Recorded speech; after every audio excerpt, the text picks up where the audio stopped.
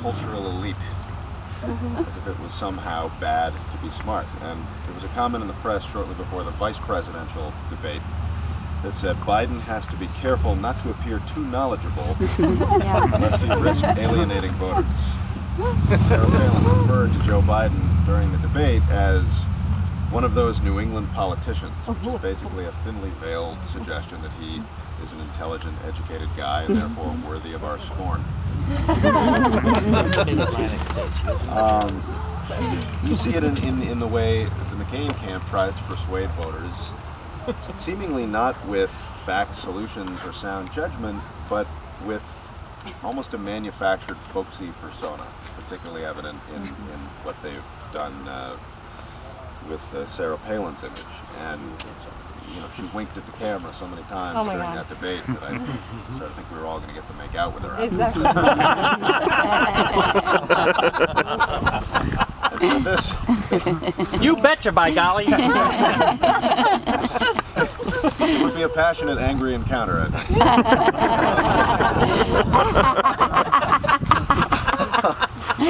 But I, like the majority of Americans, was very, very impressed with Barack's performance at the debate.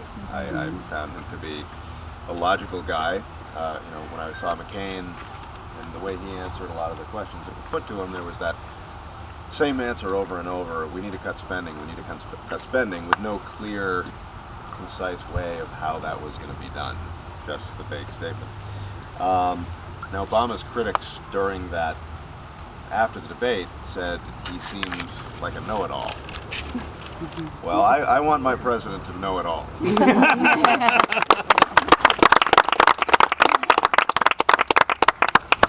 And I think people are tired of George Bush and John McCain taking advantage of them because they, in a lot of ways, treat them like they're stupid. I don't think Americans are stupid.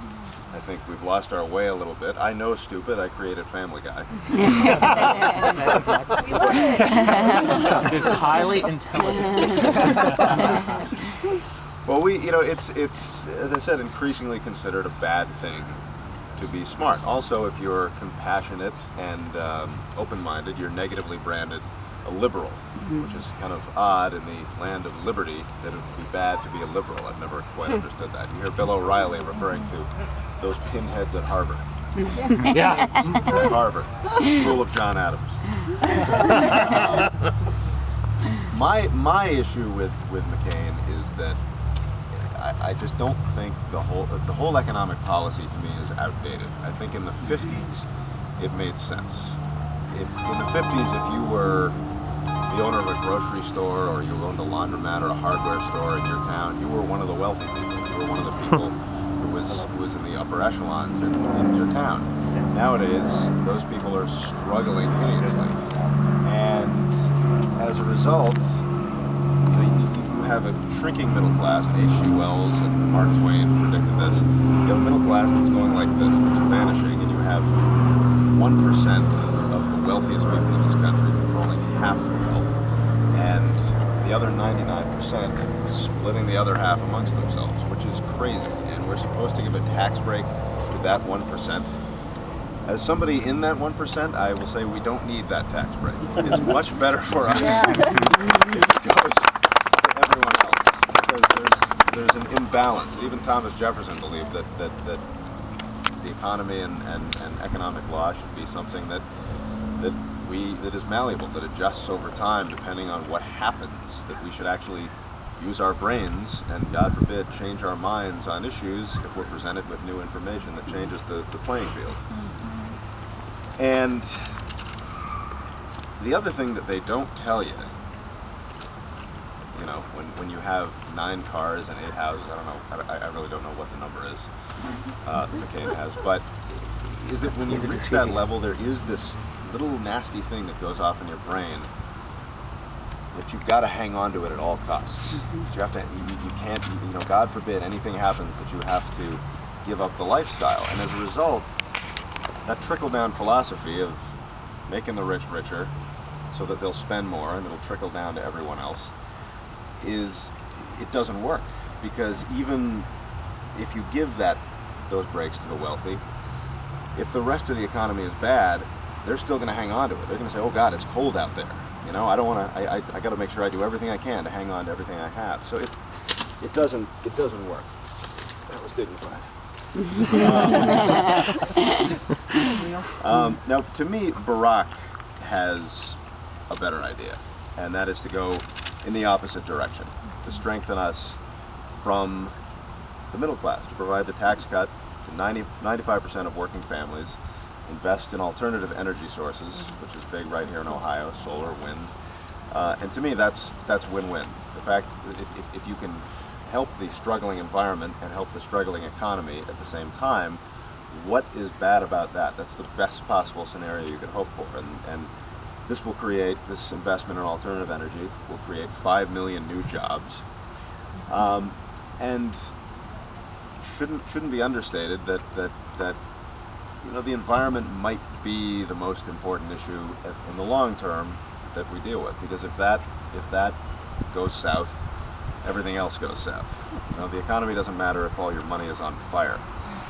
But if you can cover both in one fell swoop, then it's the best possible scenario, and that's what his plan sets out to do. And then on the other side, you have Sarah Palin, who still does not believe that climate change exists. You know, I don't want to be having to wear a radiation suit to get in my car and go to work in 30 years because she didn't believe 99% of the scientific community throughout the world. I feel that Barack Obama will be an environmentally responsible leader, and I don't believe that John McCain will. I don't hear that from him. You know, there's a general feeling that George Bush won a lot of votes because he was the kind of guy you want to have a beer with. I don't particularly want to have a beer with my president. I don't want him anywhere near a bar. I want him at work. I want him making sure that the environment is safe and our people are cared for and everyone has health care and the opportunity for good education. I want him to be the guy, as Barack Obama was, who stood up during his candidacy for the Senate against great opposition and took the unpopular position that the war in Iraq was wrong. And that was a very unpopular position, and to me, what better example than he is a leader? I want him to consider foreign policy matters with perspective and reason, and to trust the knowledge of learned scientists with regard to things like energy and global climate concerns. I don't want short-sighted aphorisms like drill baby drill or bomb bomb bomb bomb bomb Iran. I don't want my president to be out of touch. Barack Obama is a man who Republicans have tried to belittle by comparing him to Britney Spears and Paris Hilton. I'll tell you, I know Paris Hilton. I've partied with Paris Hilton. Barack Obama is no Paris Hilton.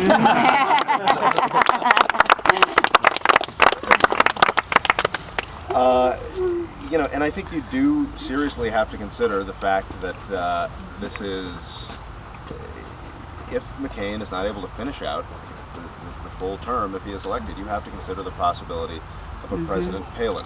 No, you don't. No. President Sarah Palin.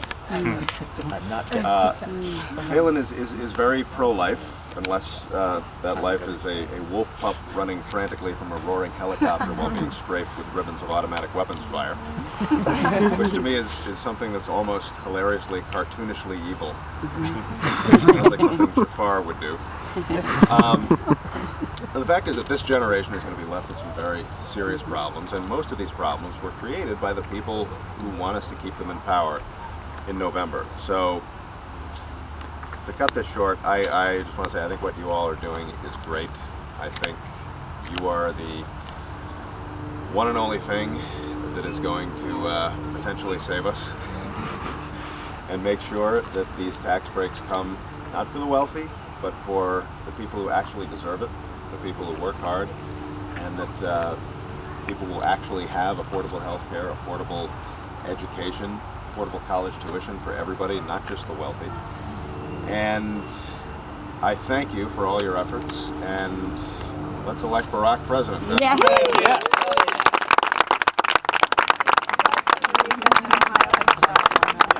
Winning the election. Yes. Eric Brown.